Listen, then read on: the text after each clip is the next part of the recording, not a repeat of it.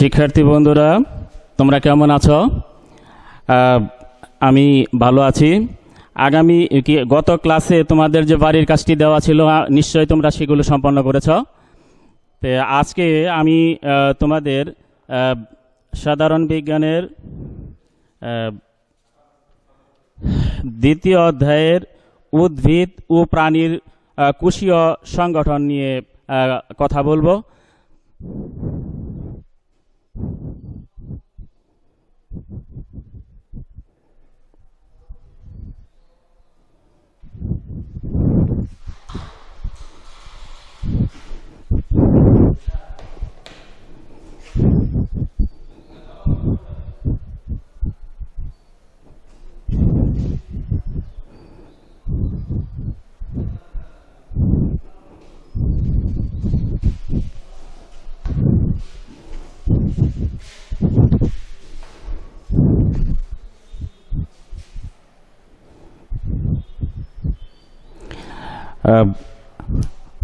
আমি মোহাম্মদ সালাউদ্দিন, সহকারী শিক্ষক, বিসিবাই দ্বাদশ উচ্চ বিদ্যালয়, সখীপুর, টাঙ্গাইল।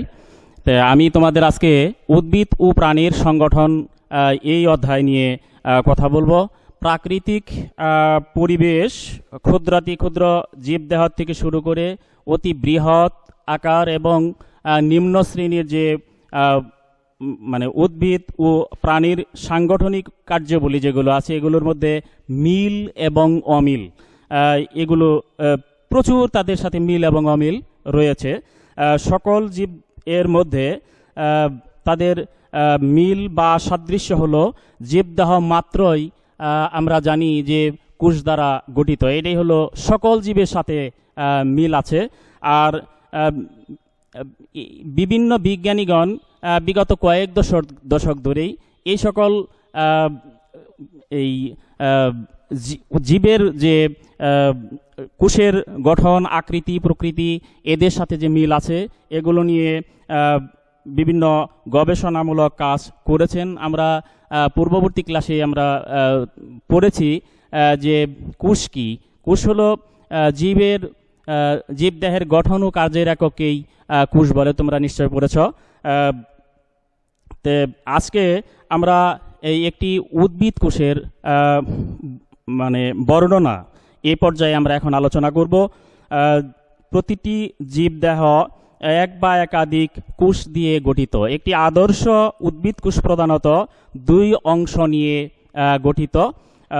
একটি হলো কোষ প্রাচীর, আর একটা হলো প্রোটোপ্লাজম। কোষ প্রাচীর উদ্ভিদ কোষের ক্ষেত্রে কোষ ঝিল্লির বাইরে জড় পদার্থ নিয়ে তৈরি একটি পুরু প্রাচীর থাকে, আর এই পুরু প্রাচীরকেই কোষ প্রাচীর বলে। আর এটি সাধারণত সেলুলোজ দ্বারা নির্মিত থাকে। আর প্রাণী কোষে এই ধরনের প্রাচীর থাকে না। এই প্রাণী কোষের আবরণটি প্লাজমা আবরণ দ্বারা বা প্লাজমা পর্দা দ্বারা গঠিত। কোষের সজীব যে সজীব অংশকে রক্ষা করার জন্যে এবং কোষের সীমানা প্রাচীর এই নির্দেশ করার জন্যে এই কোষ প্রাচীর হলো মূলত কাজ করে। প্রোটোপ্লাজম কোষের অর্ধতরল জেলির মতো আঠালো ও দানাদার বর্ণহীন যে সজীব অংশ থাকে, এটাই হলো প্রোটোপ্লাজম। আর প্রোটোপ্লাজমের নানাবিধ বিক্রিয়ার ফলে জীবনের বৈশিষ্ট্যগুলো আমরা পরিলক্ষিত করতে পারি, পরিলক্ষিত হয়। এটি বিভিন্ন জৈব ও অজৈব যৌগ এর সমন্বয়ে গঠিত। প্রোটোপ্লাজমের মধ্যে সাধারণত পানির পরিমাণ 67 থেকে 90% পানি থাকে। আর এই প্রোটোপ্লাজমকে সাধারণত দুইটি অংশে ভাগ করে। একটা হলো সাইটোপ্লাজম,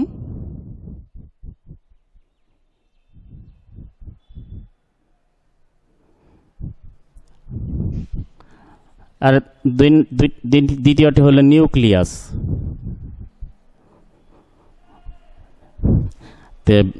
সাইটোপ্লাজম কোষের প্রোটোপ্লাজমে নিউক্লিয়াসের বাহিরে জেলের মতো অংশই হলো জেলের মতো অংশটাকে বলা হয় হলো সাইটোপ্লাজম।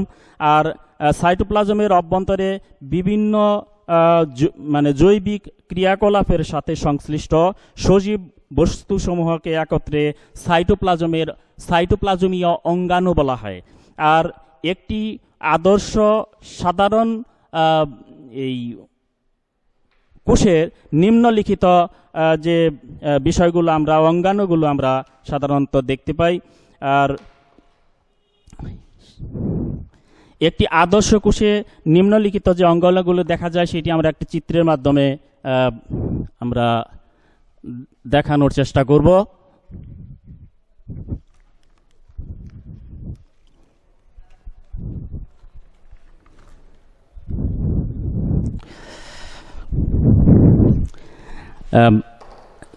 যে জিনিসগুলো সাইটোপ্লাজমের মধ্যে দেখা যায় সেগুলো হলো এখানে প্লাস্টিড, মাইটোকন্ড্রিয়া, গোলজি বডি বা গোলজি বস্তু, এন্ডোপ্লাজমিক রেটিকুলাম, মানে রাইবোজোম, আর লাইসোজোম আর সেন্ট্রিওল। এই জিনিসগুলো আমরা এই একটি আদর্শ কোষের মধ্যে দেখতে পাই।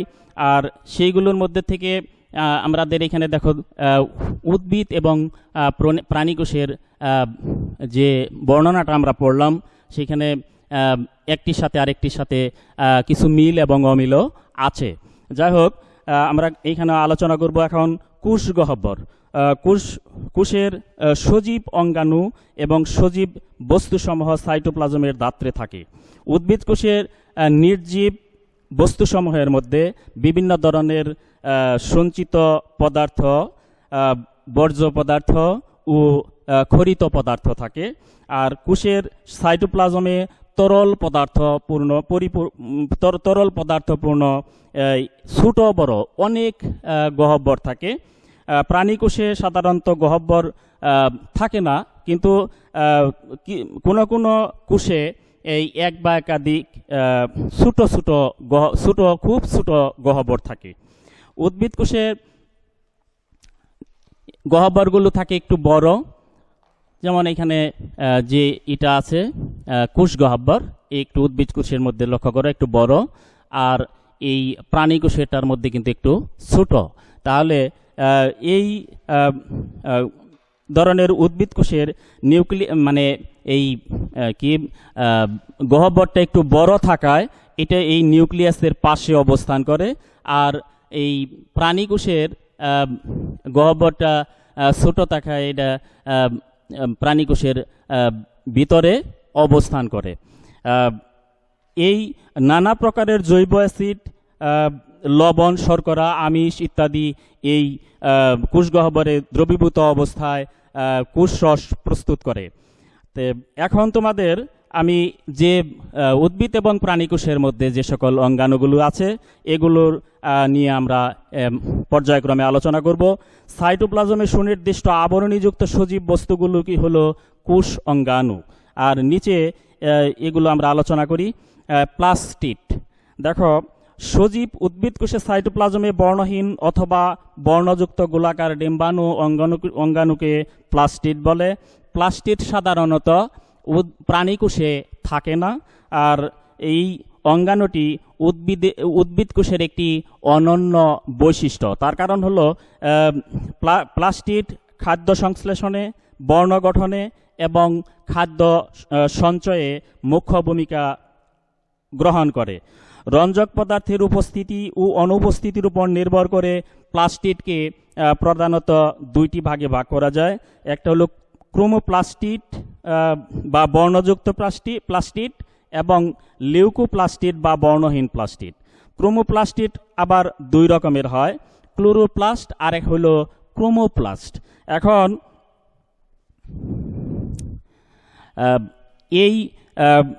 এর মধ্যে তিনটি অংশ থাকে। একটা হলো আবরণী, স্ট্রোমা এবং গ্রানা। প্লাস্টিডের মধ্যে ক্লোরোপ্লাস্টে সবুজ বর্ণের ক্লোরোফিল নামক রঞ্জক পদার্থ থাকে। আর এগুলো সবুজ বর্ণ ধারণ করে। সালোক সংশ্লেষণে সহায়তা করাই হলো এই ক্লোরোপ্লাস্টের মূল কাজ। আর ক্রোমোপ্লাস্টের মধ্যে ফুলের পাপড়ি, ফলের ত্বকে বিভিন্ন বৈচিত্র্য সৃষ্টি করে। সবুজ ফল পাকার সময় ক্রোমোপ্লাস্টে পরিণত হয়। তার কারণ এই ক্ষেত্রে আমরা টমেটো যে লাল টকটকে রং আমরা লক্ষ্য করি, এই ক্রোমোপ্লাস্টের লাইকোপেন নামক রঞ্জক পদার্থের জন্যই এটা হয়। ক্রোমোপ্লাস্টে লাল, কমলা ও হলুদ বর্ণের ক্যারোটিনয়েড নামক রঞ্জক পদার্থ থাকে। উদ্ভিদের যেসব অংশে আলো পৌঁছায় না সেই সব অংশ হলো লিউকোপ্লাস্ট। আমরা এটা জানি যে সূর্যালোকের উপস্থিতি থাকলেই ক্লোরোপ্লাস্টের মাধ্যমে তারা নিজের খাদ্য তৈরি করে, আর যেখানে সূর্যালোকের উপস্থিতি পৌঁছাবে না সেই সব অংশ হলো লিউকোপ্লাস্টিক থাকে।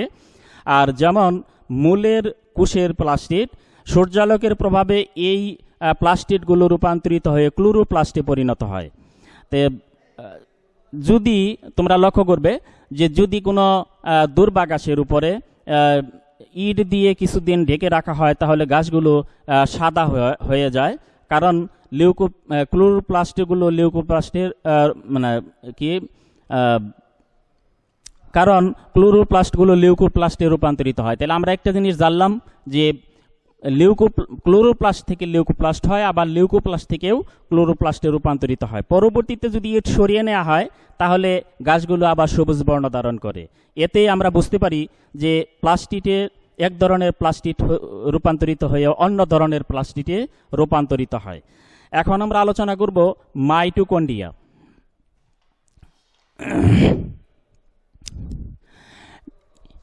হ্যাঁ, এইখানে আমরা লক্ষ্য করি এই চিত্রের মধ্যে দেওয়া আছে, দেখো মাইটোকন্ড্রিয়া। এইখানে প্রাণীকোষের মধ্যেও দেওয়া আছে মাইটোকন্ড্রিয়া। আমরা এই মাইটোকন্ড্রিয়া নিয়ে এখন আলোচনা করব।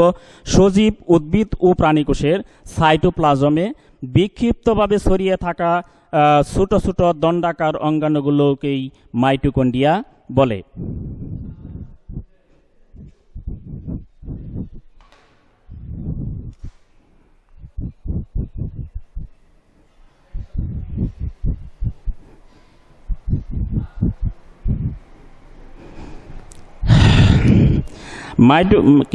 মাইটোকন্ড্রিয়া প্রতিটি মাইটোকন্ড্রিয়া দ্বিস্তর পর্দা দ্বারা আবৃত থাকে।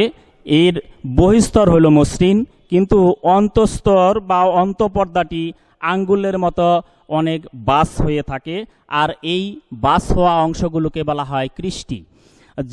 জীবের যাবতীয় বিপাকীয় কাজে শক্তির উৎস হচ্ছে মাইটোকন্ড্রিয়া। এই জন্যেই মাইটোকন্ড্রিয়াকে পাওয়ার হাউস বলা হয়। তাহলে তোমরা একটু মনে রাখবে যে মাইটোকন্ড্রিয়া বিপাকীয় কাজে ব্যবহার হয় বলে এই মাইটোকন্ড্রিয়াকে পাওয়ার হাউস বলে। সবুজ উদ্ভিদের এর সংখ্যা বেশি, তবে প্রাণীর যকৃৎ কোষে এর সংখ্যা সহস্রাধিক। এখন আমরা আলোচনা করব গোলজি বস্তু বা গোলজি বডি, এটা আর এটাও আছে। তো সেই হিসেবে এগুলো পর্দাঘেরা গোলাকার বা সূত্রাকার অঙ্গাণু যা নিউক্লিয়াসে কাছে অবস্থান করে। উৎসেচক, হরমোন ইত্যাদির ক্ষরণ করাই হলো এর কাজ। সেন্টিওল, এখন সেন্টিওল নিয়ে কথা বলি। প্রাণীকোষের নিউক্লিয়াসের কাছে দুইটি ফাঁপা নলাকার দণ্ডাকার অঙ্গাণু দেখা যায়, তাদেরকে সেন্টিওল বলে। সেন্টিওল সাধারণত স্বচ্ছ দানাবিহীন সাইটোপ্লাজম দ্বারা আবৃত থাকে। এই অংশকে সেন্ট্রোজোম বলে। উদ্ভিদ কোষে সেন্টিওল থাকে না, তবে নিম্ন শ্রেণীর কিছু উদ্ভিদ কোষে যেমন ছত্রাকে থাকে। প্রাণীর বিভাজনের সময় আস্টার গঠন করা সেন্টিওলেরই হলো প্রধান কাজ। এখন আমরা নিউক্লিয়াস, এই নিউক্লিয়াস নিয়ে কথা বলবো এখানে। তা আমরা একটু আগে আমরা বর্ণনাতে দেখেছি যে